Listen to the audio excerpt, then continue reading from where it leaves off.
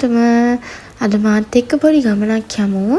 පොඩි කිව්වට පොඩිමත් නැහැ. සාමාන්‍යයෙන් පැය 5ක විතර ජර්නි එකක්. මම මේ යන්නේ එයාපෝට් එකට. After 4 years, I'm finally flying back to Sri Lanka. So I'm very excited today.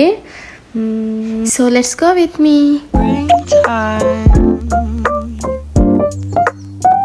මගේ ෆ්ලයිට් එක තෝරගත්තේ ශ්‍රී ලංකන්. අද මට ෆ්ලයිට් එක තිබුණේ රෑ 11ට. ඉතින් මම ගෙදරින් පිටත් වුණා සාමාන්‍යයෙන් 6:00ට විතර මම හිතන්නේ. 7 විතර ඇවිත් එයාපෝට් එකකින් චෙක් ඉන් වෙලා පැය 3ක් එතනට පැය 3කට කලින් ඉන්න නිසා මම කොකටත් කලින් ගියා.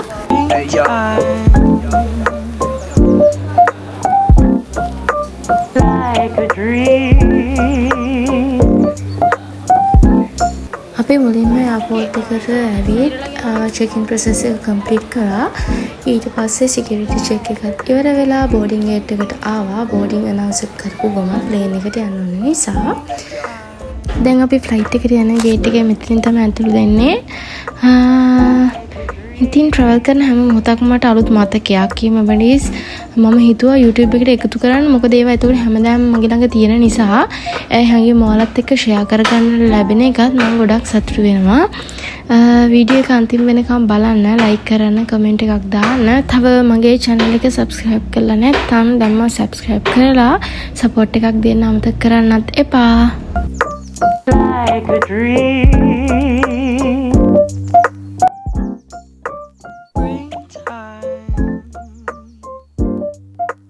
ෆයිනලි සිකියුරිටි ප්‍රොසෙස් එකත් ඉවරයි. දැන් අපි එයාපෝට් එක ඇතුලේ ඉන්නේ. මෙතනින් පස්සේ මෙට්‍රෝ එකකින් අපිව ගිහින් ෆ්ලයිට් එකට නගින්න තියෙන ගේට් එකකට යවනවා. එක්ස්පීරියන්ස් එකත් හරිම එක්සයිටිං. තව ටිකකින් ෆ්ලයිට් එකට බෝඩ් කරනවා.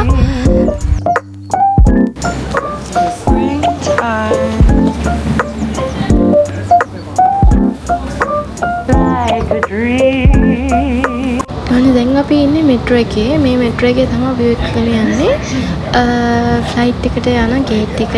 ඩියුටි ෆ්‍රී එක ඒ වගේ ඉතින් හම්බ වෙන්නේ මෙතනින් එහාට. අපි මෙතනින් එළියට ගියාම හම්බ වෙන්නේ ඩියුටි ෆ්‍රී එක.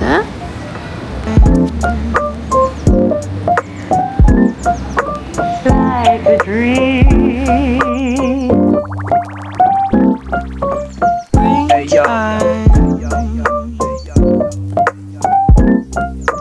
Like a dream.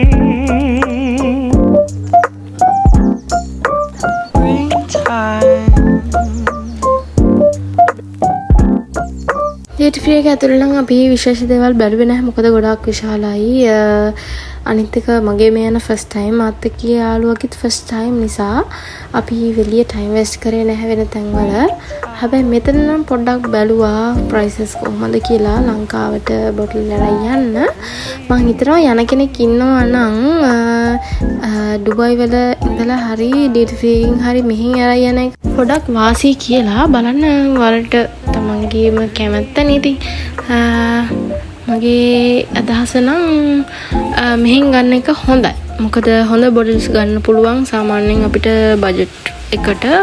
ඒ කියන්නේ ලංකාවෙන් ගන්නට වඩා හොඳ බ්‍රෑන්ඩ් එකකින් මෙහි ගන්න පුළුවන් ඊට වඩා අඩුවට කියලා තමයි මගේ අදහස.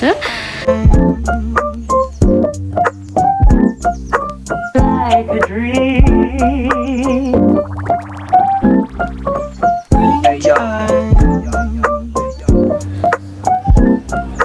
Like a dream. තව දෙයක් කියන්න ඕනේ. ඩුබයි වල එළියෙන් ගන්න වෝටර් බොටල් එකක් මෙතන ඩිරාම් 23ක් වෙනවා. මේ පොඩි බෝතලේ සාමාන්‍යයෙන් එළිය ඩිරාමක් උඩරිම ඩිරාම් 2ක් යයි. ඒත් මෙතන ඩිරාම් 23ක්. මාර ගණන් වලට ඕනෙම නම් එළියෙන් වතුර එකක් අරගෙන ඉන්න. මොකද ඇතුලේ පොඩ්ඩක් ගණන් නිසා. කොහොමත් ඉතින් ඇතුලේ දේවල් ගොඩක් ගණන්නේ. එතකොට තව මෙතන අපි ශ්‍රී ලංකන් එකේ යනකොට මෙතන අපි අපේ බෑගේජ් කිරලා ආය අරන් ඇවිල්ලා ෆ්ලයිට් එකට නගින්න කලින් මෙතනත් කෙනෙක් අපේ බෑගේජ් ටික කිරලා බලනවා. ඒ බලලා හරිනම් තමයි එතනින් යන්න දෙන්නේ. එතකොට මොකද බොටල්ස් අරන් ඇවිල්ලා අපිට එතනින් කිලෝ ගන්න වැඩි කරගන්න බෑ. එතනින් පිටින් කිරන ගාන තමයි මෙතෙන්ටත් එන්නේ. මෙතනින් මෙයා මගේ પાස්පෝර්ට් එක චෙක් කරලා අපි ෆ්ලයිට් එකට යවන්නයි හදන්නේ. Thank you. ඔන්න ඔය විදිහට අපි දැන් මෙතනින් ෆ්ලයිට් එක ඇතුළට තමයි යන්නේ. ෆයිනලි මෙතන පැයක් දෙකක් විතර ටයිම් එකක් වේස්ට් වෙනවා. සාමාන්‍යයෙන් ඉස්සෙල්ලාම ෆස්ට් ටයිම් යන කෙනෙකුට නම් පොඩ්ඩක් හොයාගන්න සිකියුරිටි එකකින් ඉන්නවා හැමතැනින්ම. ඒ වුණාට පොඩ්ඩක් එක්සයිටිං නේ. ඇතුලේ දන්නේ නැහැ වෙන්නේ කොහොමද ඒ ඩීටේල්ස් දන්නේ නැති නිසා පොඩි ටයිම් එකක් වේස්ට් වෙනවා. But finally we are here. Sri Lankan එකේ එයාලා ගොඩාක් ෆ්‍රෙන්ඩ්ලි, හරිම සපෝටිව්, ගොඩක් ෆ්‍රෙන්ඩ්ලි කට්ටිය ඉන්නේ ඒ හොස්ටල්ස්ලා. ඉතින් ඔය විදිහට තමයි මම බෝඩ් වුණේ.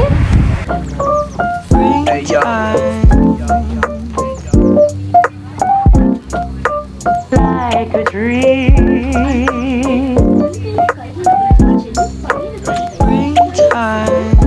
මෙතනින් අපේ ටිකට් එකේ තියෙන විදිහට අපේ ෆ්ලයිට් එකේ ෂීට් නම්බර් එක තියෙනවා. මට තිබ්බේ 25.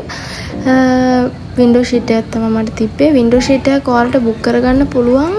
සාමාන්‍යයෙන් ෆ්ලයිට් එක අපි බුක් කරන වෙලාවේදී සාමාන්‍යයෙන් වින්ඩෝ ෂීට් එකක් බුක් කරගන්න නම් අපිට ගාණක් ඇඩ් වෙනවා වැඩියෙන්. හැබැයි ෆ්ලයිට් එකට පැය 24කට කලින් අපිට පුළුවන් වින්ඩෝ ෂීට් එක ෆ්‍රී බුක් කරගන්න.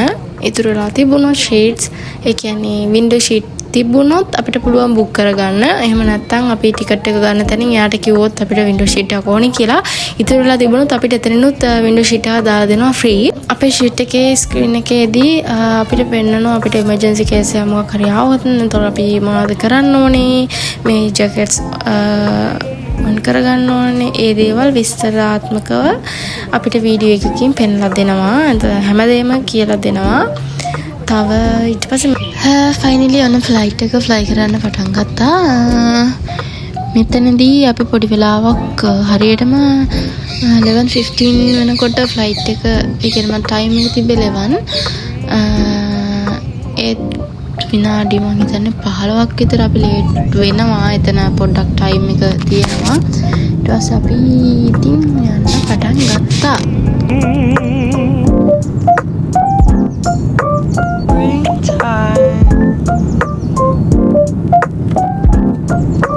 Like a dream. ඔන්න අපි උඩට ගියාට පස්සේ මේ විදිහට තමයි අහසේ ඉඳලා බලද්දී පහළ පේන්නේ. හරිම ලස්සනයි guys. අර කතාවකුත් තියෙනනේ ඩුබයි ලස්සනම රෑට කියලා. ඒ කතාව ඇත්ත. මොකද මං කියන්න ඕනේ ඔයාලට ඒක පේනවනේ. හරිම ලස්සනයි. ලයිව් බලද්දී මීටත් වඩා ලස්සනයි guys. ඉතින් එහෙනම් මට අවසානයේ මේ විදිහට තමයි ඩුබයි වලින් සමුගන්න සිද්ධ වෙන්නේ. මොකද මම ආයෙත් එනවා කියලා මෙහෙන් ගියාට වොයිස් එක දැන් මේ රෙකෝඩ් කරන වෙලාවේදී මම තීරණයක් අරන් තියෙනවා මං ආයෙ යන්නේ නැහැ කියලා. ඉතින් ඒක නිසා මට ඩුබයි වලින් හරියට සමුගන්න බැරි වුණා. මගේ යාළුවෝ, මගේ වර්ක් කරපු තැන ඒ කට්ටිය එයාලගෙන්, මොකද එයාලා හිතන් ඉන්නේ මම ආයෙත් ඒ ඩුබයි වලට එනවා කියලා. ඉතින් මට දුකයි. මොකද මට මෙහි ඉන්න කට්ටියකින් හරියට සමුගන්න බැරි වුණා ළමයි. ඒ නිසා මට දුකයි යාළුවෝ හම්බෙන්නේ නැහැ කියලා හිතෙද්දී සහ ලස්සන මතකයන් ගොඩක් තියෙනවා. ඉතින් ඩුබයි වල අපි ජීවිතේ ඉගෙන ගත්තා ඒ දේවල් හැමදේමත් එක්ක. So thank you Dubai. අපිට ඊට සම්මෙනවා හෙඩ්ෆෝන් දෙකක් නෙමෙයි එකක්. ඒක අපිට පුළුවන් වම් පැත්තේ තියෙන ෂීට් එකේ හෑන්ඩ් එකට ප්ලග් කරගන්න. එතකොට අපිට කිසිම සන්දයක් ඇහෙන්නේ වටපිටාවේ දේවල් නැහැ. අපිට නිදියන්න පුළුවන්. එහෙම නැත්නම් ස්ක්‍රීන් එකේ අපිට කැමති ෆිල්ම් එකක් දාගෙන අපිට බලන්න පුළුවන්. මමත් මෙතනදී ලංකාවේ ෆිල්ම් එකක් try කරා. මං බලන්න හිටපු හැබැයි බලන්න අවස්ථාවක් තිබ්බේ නැති එකක්. මං හරි මාස ෆිල්ම් එකක් මේක. පස්සේ ඩිනර් එක අපිට හම්බුණා. මෙතන තිබ්බ චිකන්, තව සලාඩ් එකක් තිබ්බා. චිකන් මට මතක නැහැ තිබුණ දේවල්. පස්සේ මම පොඩ්ඩක් නිදාගත්තා. නිදාගෙන ඇහැරෙනකොට ඔන්න ලෑන්ඩ් කරන්න ළඟයි. 4:30 වගේ ටයිම් මේ වෙලාවේදී අපිට announcement එකක් යනවා. මේකේ details කියලා අපි ලෑන්ඩ් කරනවා. මේවා විස්තර ටික කියලා. ඉතින් after 4 years මගේ රට මට දකිද්දි මාර සතුටක් දැනුණා. ඒත් හිත ඇතුලේ තිබ්බ ගොඩාක් හිත ඇතුලෙන් ලොකු සතුටක් තිබ්බේ. හැබැයි මට සතුටුයි මගේ දෙමාපියෝ, මගේ සහෝදරයෝ, ඒ කට්ටිය මට අවුරුදු ගානකින් හම්බ වෙනවා. තව මගේ රටේ කෑම ඒ දේවල් ගොඩක් මිස් වෙලා තිබ්බා. මට ගොඩාක් සතුටුයි මේ අවස්ථාවේදී. හිතේ දුක තිබ්බේ නැහැ. මොකද මං ආයි ඩුබයි වලට යන නිසා පොඩ්ඩක් දුකයි එහෙ දාලා ආව නිසා. ඒත් මං ආයි 29 යන නිසා මට ඒක ගැන දුකක් තිබුණේ නැහැ. ඒත් මම දැන් ගොඩාක් දුකින් ඉන්නේ. මොකද ආය කවදා යන්න වෙයිද කියලා හිතාගන්න බැරි නිසා. ඔන්න අපි ලෑන්ඩ් කරා මෙතනින්.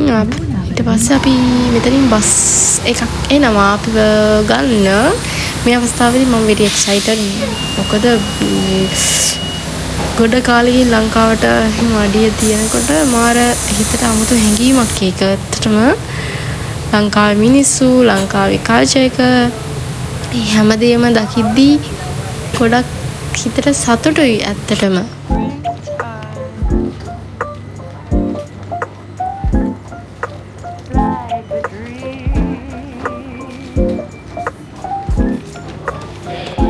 ඔය විදිහට ෆයිනලි මම ආවා ලංකාවේ එයාපෝට් එකට. ඉතින් මෙතනින් වීඩියෝ එක ඉවරයි.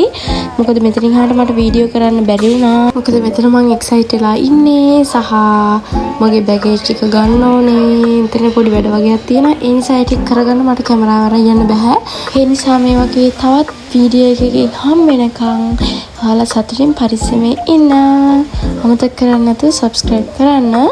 bye.